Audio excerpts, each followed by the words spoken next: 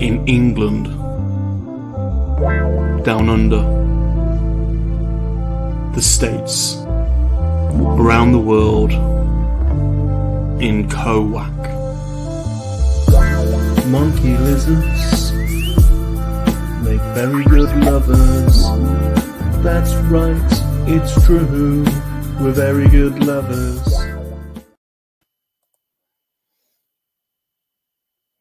Well, monkey lizards might be good lovers, but this is a bit of time without a monkey lizard.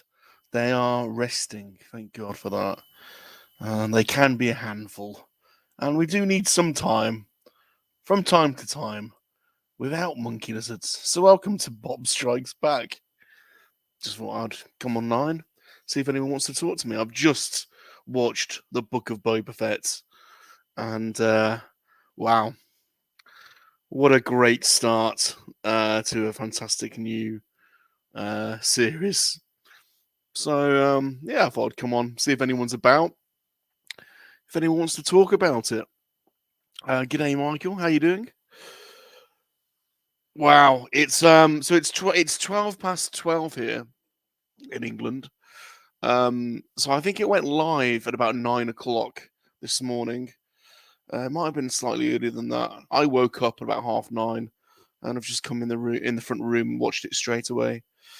And yeah, absolutely loved it. Absolutely loved it. I don't know if is it too early to start talking about it? I don't suppose it is.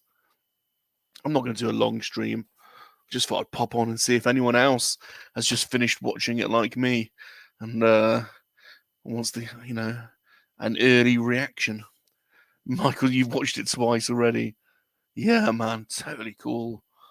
I was a little bit disappointed that they didn't put 2 episodes on. Probably should have learned that by now. Disney aren't going to do that, are they? But it would have been nice to have had. I think we have had 2 episodes on other series. Would have been nice to have had a double episode. But nevertheless, bloody good starts to a series. I've just found this website that's already broken down the whole thing, and I don't know if it's really well. Spoilers. I'm gonna put it up. So if you haven't seen it, don't watch this. Let's have a look. There we go. Yeah, so I just found this website already that's literally broken it down. So if you haven't seen the episode, don't watch this stream. Go and watch the bloody Mandalorian. What's the matter with you? Sorry, go and watch the Book of Boba Fett. But I've just finished watching it. I've got an iced coffee, and I've just had a bacon sarnie, and I thought, well, I'm either gonna watch it again, or I'm just gonna reflect on it for a little bit. So I thought, well, I'll just see if anyone wants to reflect on it with me. And I just found this website. I can't even pronounce it, so I'm not going to bother. But there it is. You can see it at the top. I just thought it was quite useful because they've already taken some screenshots of the different parts of the episode in a chronology. Can't even say it. It's too early for me. You know what I mean? In a linear way. So I thought that was quite useful. So I might just go through them now. Uncle Tez says, awesome first episode. Great to see the Sarlacc escape. Yes.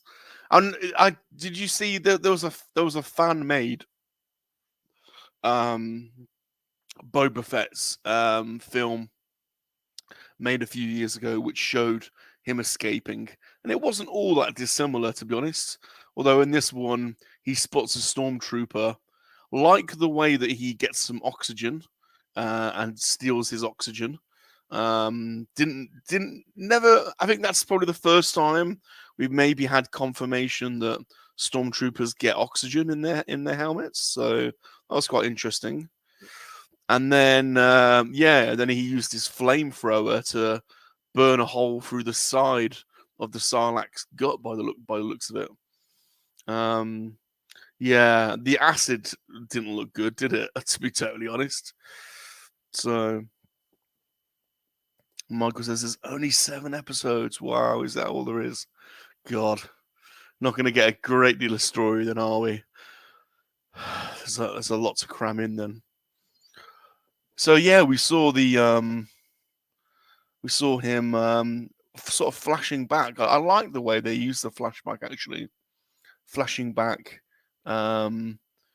between him in the belly of the Sarlacc and then him escaping, and then the first thing you see is him in the Bacta, which is obviously flashing forward.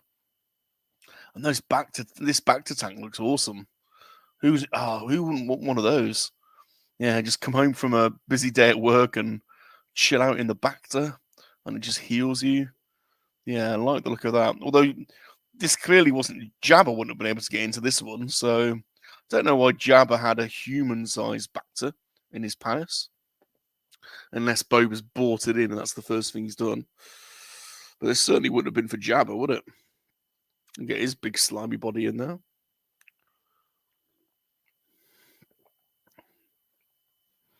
But yeah, very cool. I like that Bacta tank. That was interesting. The flashback to Episode 2, Attack of the Clones. A nice little nod. And there was also a flashback to Kamino as well. I don't know if you guys picked that up, but there was a little flashback where you saw Kamino and the waves crashing against the clone complex. So that was quite a nice nod. I think both of those shots, well, the Attack of the Clone shot was taken straight out of the film. I wonder whether the Kamino one was, or whether that was a fresh shot. I suspect that was already made, and maybe they've touched it up. I don't know. That's quite a nice little nod, wasn't it? And there he is inside the Sarlacc. Look at that, writhing in agony. So the acid must be, because he's all scarred, the acid must be seeping through his armor, and obviously his armor doesn't cover his whole body. It's he's got like a regular jumpsuit underneath the armor, so yeah, he must be in all kinds of agony there with the stomach acid burning through him, and that's where he fires off his flamethrower, punches a hole basically through the Sarlacc pit stomach. I like the way he got some oxygen from the stormtrooper. Never seen that before in Star Wars.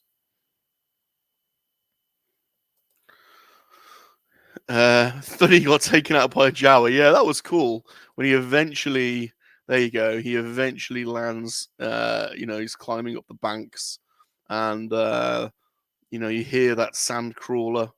The familiar sound of the sand crawler inching up towards him, and then all the Jawas get out. Yellow-eyed Jawas, not off-world Jawas. Yellow-eyed Jawas, and that one guy knocks him out.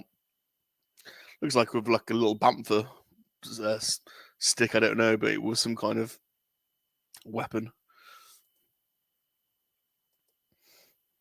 Michael says the cantina scene was awesome. It was. They were playing the cantina.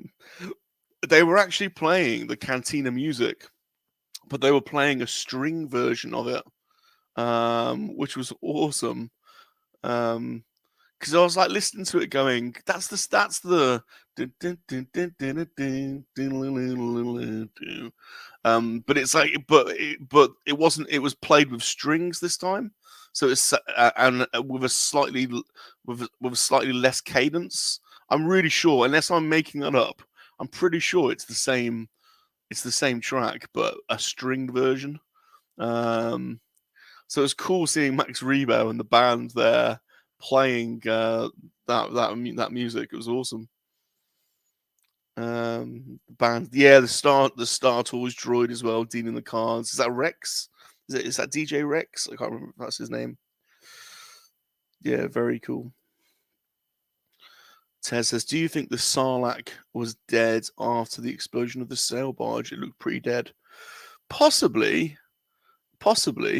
I I don't know. I mean, the stomach, I don't know. It's a good question because the stomach acids were clearly working. So, and his stomach seemed to be moving around a little bit. I thought he was certainly writhing around in it.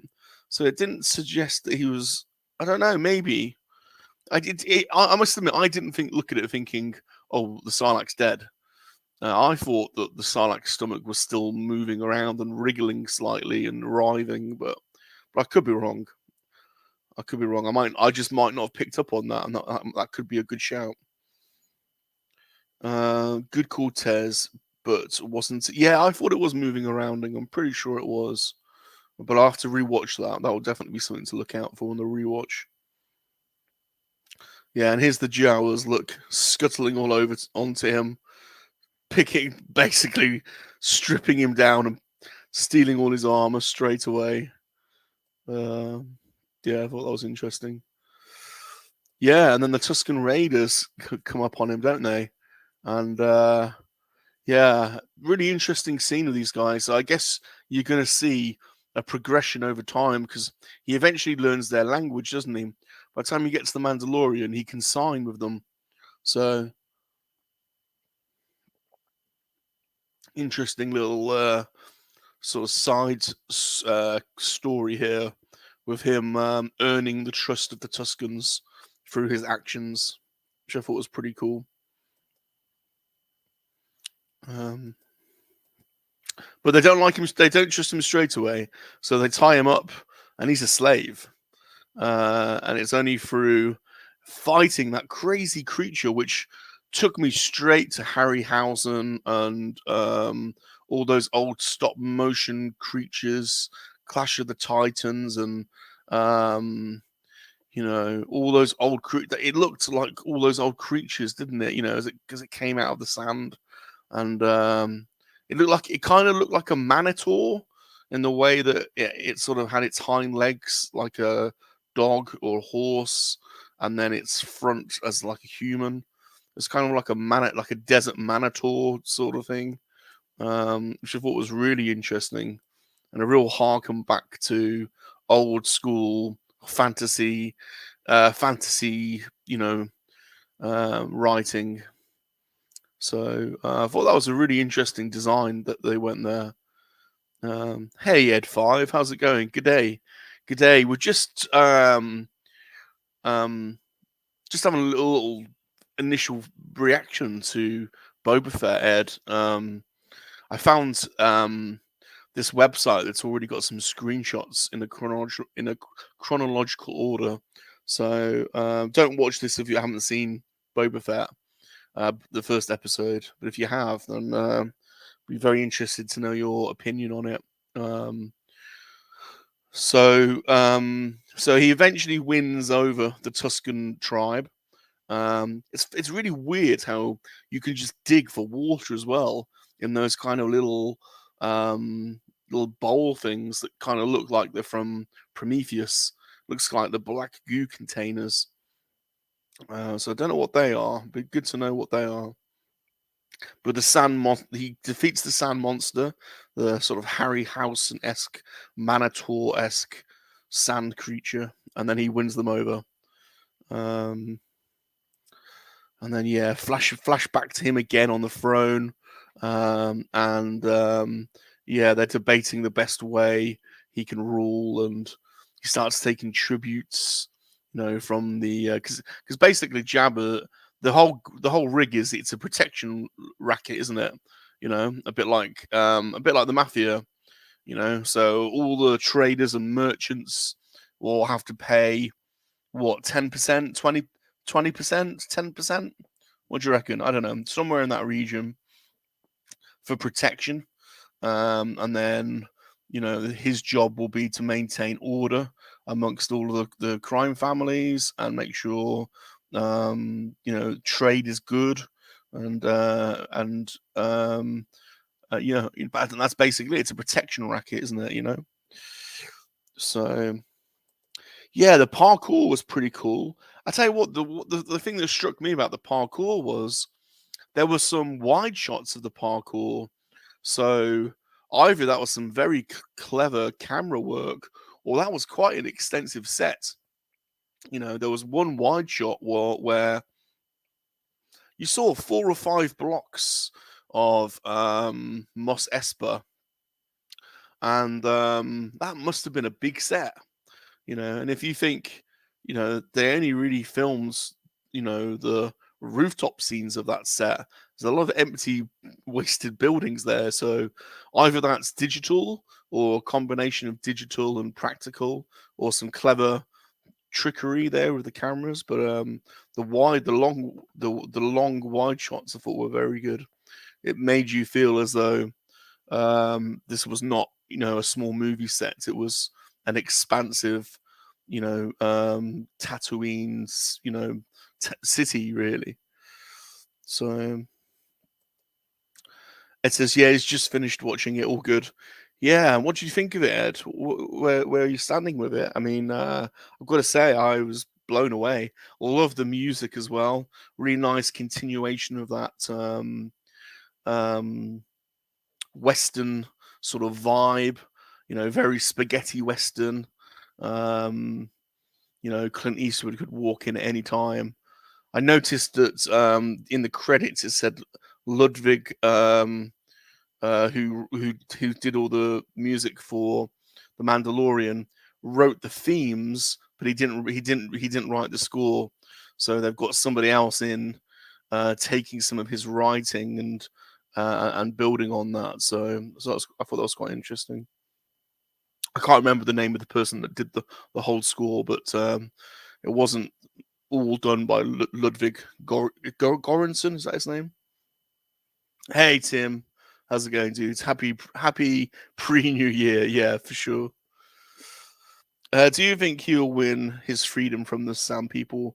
Yeah, I think he's won it, didn't he? By the end, I think by defeating the sort of Manitor sand monster, I think he'd done it. I think he'd won them over, and I guess now, you know, he will spend some time with them, learning the language, probably building up his strength before, you know, he's not stupid. He's not going to go straight to Mos Espa now, I don't think. You know, he's just survived the Sarlacc pit. He's not got his armor. He's not got any money. He's probably pretty weak. He's probably going to spend some time hardening up, I would have thought, with the Sand People. And he certainly needs to. He certainly will learn the language, won't he? Because he's, you know, he signs in the Mandalorian. I loved it with the flashbacks, but what was with the stormtrooper? Yeah, I know. So when did he get in there? Because there was no stormtroopers in Return of the Jedi in there. So unless he was like from before or after, yeah. When did that poor bugger get stuck down there? It does say, C-3PO does say, doesn't he, that you'll spend thousands of years being digested. So he could have been in there from a while ago. So you could probably, you know, explain that one away. I only charge 10%. Yeah. It's a lot of digital. Yeah, it must be. Because I can't believe they built massive sets. Maybe they did. I also like that Rob. Yeah, he could be hit and miss, but he's a cool dude for sure. He's a cool dude for sure. Hey FD, how's it going, dude? That monster had a stop motion S vibe. That's exactly what I was saying. It reminds me of the old Harryhausen films, the old Clash of the Titans, the Manitor. You know, the sort of monster with, you know, the horse's hind and then, you know, the human front. It's kind of like a sand Manitor. So yeah, you can tell there's some love for the old fantasy films there with that design. Not a very Star Wars design, I have to say. Doesn't remind me much of Star Wars. So, and I don't think we've heard or seen anything like that in Tatooine before. So that was quite unusual. The Imperial Army did occupy Tatooine, that's for sure. So, yeah, absolutely right. Hey, Rolando. So, what happened next then? So he's getting all of his tributes. Oh, the old gammies come in, and does he execute them? He decides. He asks if they will, will they serve him? They get on their knees to say they will. Fennec Shan is dubious about that, but it actually was a good decision because they save his ass in the end. They would have been in trouble if they didn't have the gammies on their side because when they got jumped, they were severely underpowered. And it was these two gammies that came in and really helped them. So good decision, I think, by Boba, that one, to keep the gammies on board. And we like the old gammies, don't we? It's nice having them about. Wouldn't be the same to have Jabba's palace without the Gamorreans, I don't think. Who sent the assassins to kill Boba Fett? Well, good question. That is on there. Well, they're certainly in red, aren't they? So is this Crimson Dawn? Do we think Crimson Dawn? So that would be my shout. What does everyone think? Who do these assassins work for? The Stormy looked a bit green. He did. Well, that acid looked nasty, didn't it? I don't like the Ungoro creature. Is that his name? I didn't catch his name. It's definitely not very Star Warsy. Very Harryhausen, very Clash of the Titans, very stop motion. Great films, those stop motion. I think that's Rodriguez traits. Because Tarantino, it's very old school. Yeah, I think you're probably right. I can almost sniff a sandcrawler HasLab. Me too. They've got to do that, haven't they? They should have done it for the. They should have already done it. That's a no-brainer, I think. 3.75 large-scale sandcrawler. It's going to be a little bit bigger, I think, than the Disney Parks one. And I think that would do well. Hey, Delvian. I suspect Bib Fortuna have been eating all the food because the gammies, they look like lost some weight. Yeah, they're yeah. There you go. Look, bless them. Yeah, they're a little bit leaner, aren't they? Ha. And they rocked in the end to save the day. So good decision by Boba to keep them on. Yeah, I reckon because of the Reds, Crimson Dawn. Do you think could it be? Who else? I mean, who else is it going to be? Who are the other criminal families? You've got the Zizors, whatever they're called. Those guys, they're thereabout, aren't they? You've got the Pike Syndicate. You've got Red Dawn, Crimson Dawn, sorry, or Red Dawn. What about the Wookiee skin given to Boba in tribute? Yeah, yeah, I know. Now I'm thinking about it. I didn't. There you go. There it is. I didn't think about it before. Now you've just said it. Yeah, some poor Wookiee's been skinned for that. Bloody hell. God, that was a tough job. Jesus. So there's the gammies. There is. That's got to be Crimson Dawn, hasn't it? Oh, here you go. Look, I think this article is suspecting Crimson Rain. Look, so there is Kira. So yeah, it's going to be the Crimson Dawn. I would have thought that's who this website is speculating. So yeah, and then there was basically the big fight at the end, and Fennec ran after the two that left, kicked one off the balcony, spared the other one. And that was basically it. I don't think anything else really happened. Crimson Dawn ninjas, yeah, for sure. Assassins, yeah.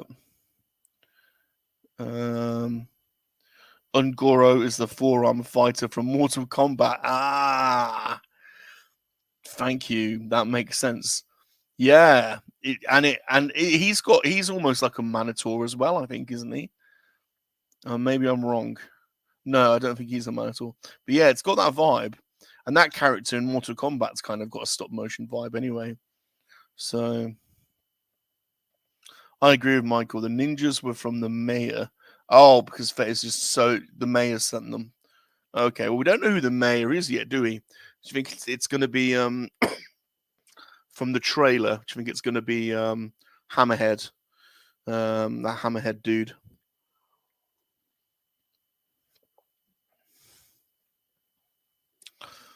So 7 episodes. How much are they going to be able to cram in?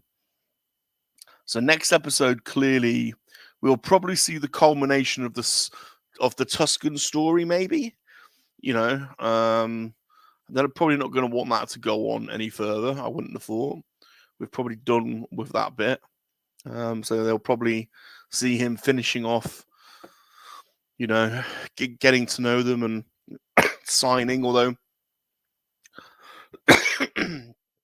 excuse me, presumably that happens over a fairly extended period of time. I mean, you're not going to learn a language in a few days, are you? So you must stay with the Tuskens for a fair period. Which is right, isn't it? Because in Mandalorian, when we first see Boba, he's not got his armor at that point. So he must be with the Tuskens all the way throughout the Mandalorian, right until the end.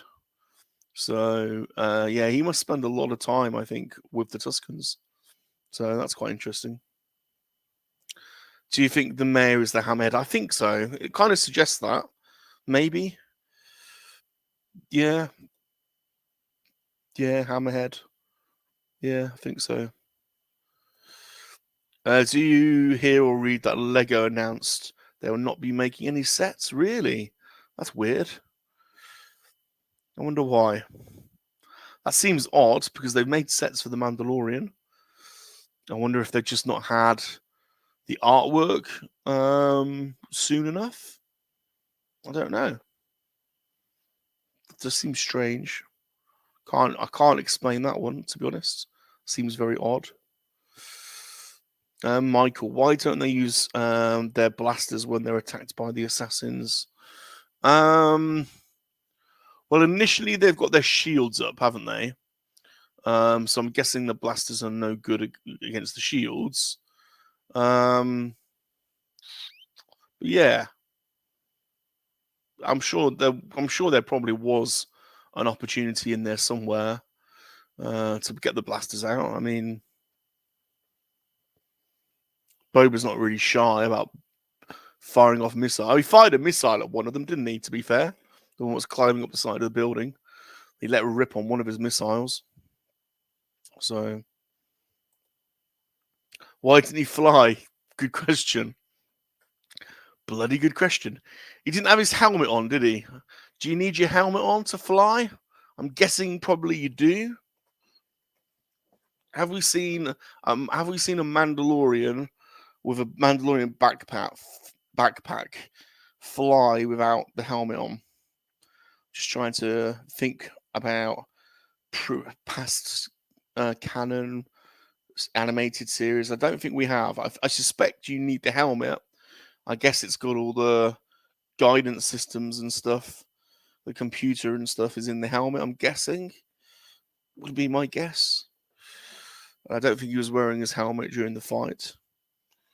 But yeah, good call though. That would have been easier. They said it's because this is based towards underlord crime and Lego doesn't want to support that kind of thing. Really? They don't want to support. I mean, they did Jabba's palace, didn't they? They did Jabba's palace. So does Jabba's palace not count as crime? I don't know. Just trying to think of all the Lego sets that are about crime. Yeah, I mean, they've done plenty of bad guys, haven't they? You know, they've done the Joker and they've done all the Marvel baddies, and they've done Darth Vader. You know, it's killed thousands of people. So, bit tenuous that, I would say. Health and safety issues mean he does need to wear the helmet. Yeah, you'd think so. You'd think so.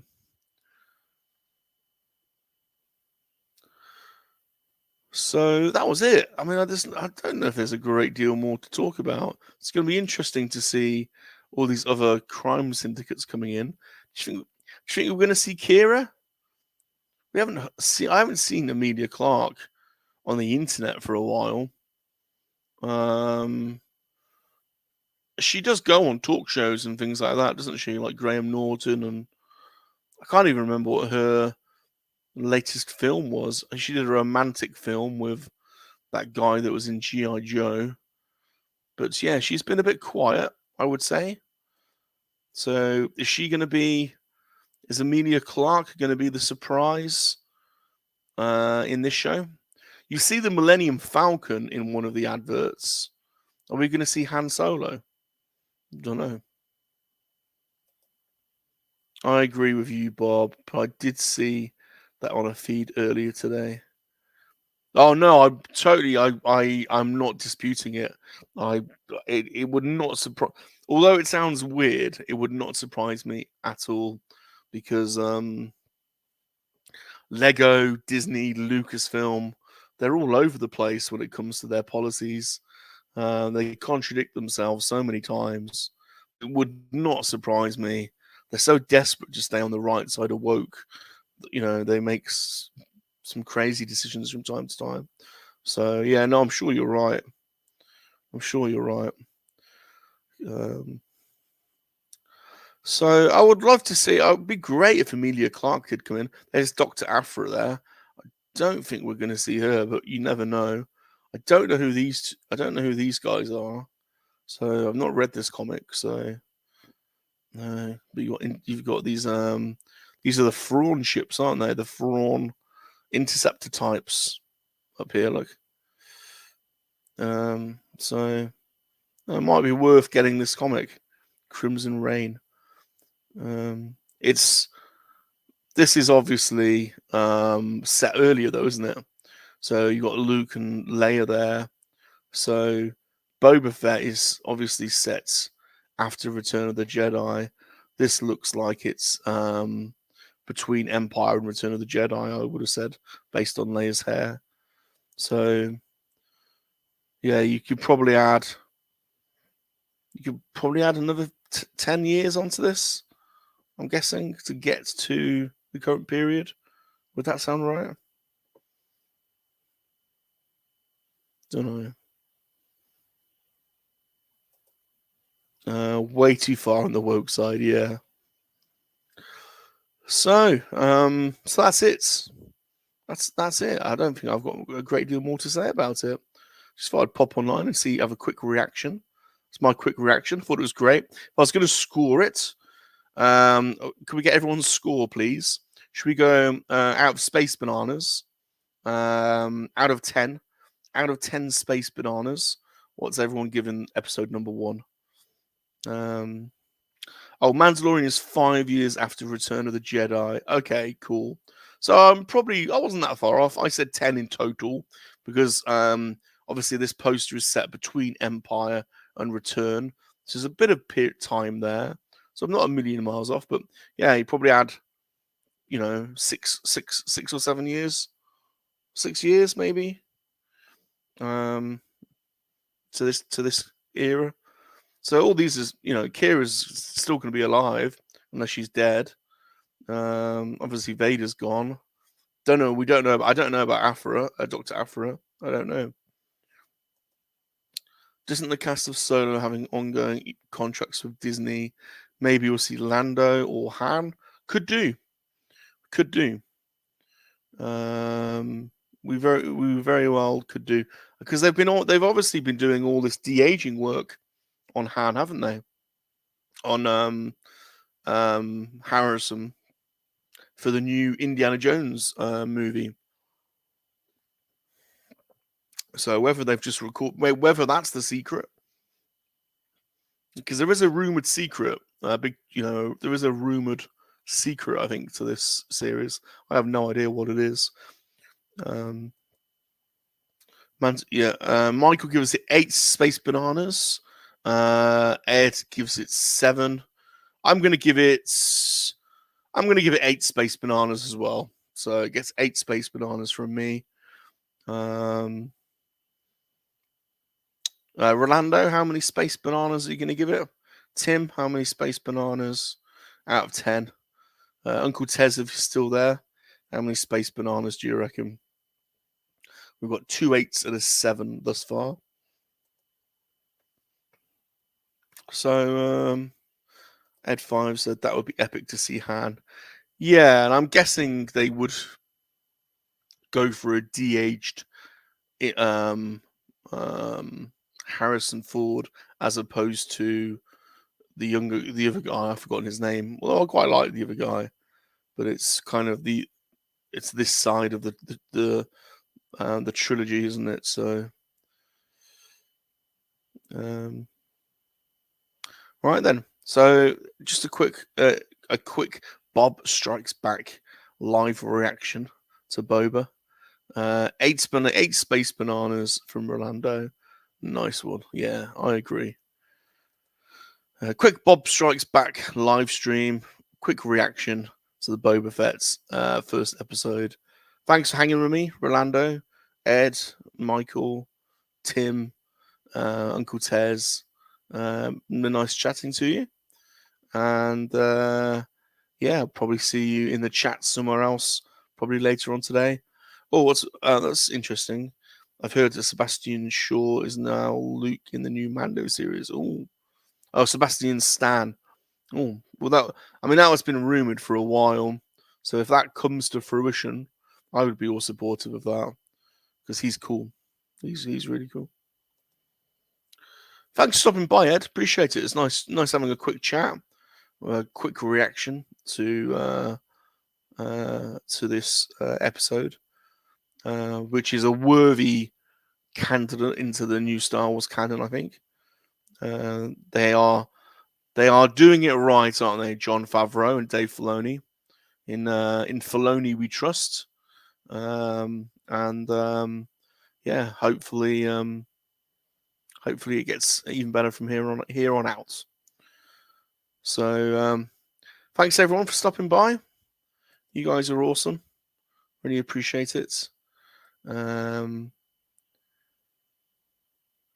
end it there. So remember, everybody, monkey lizards are for life. They are definitely not for spit roasting. See you, everyone. Some things just have to be said to all the monkey lovers out there in England, down under, the States, around the world, in Kowak. Monkey lizards make very good lovers. That's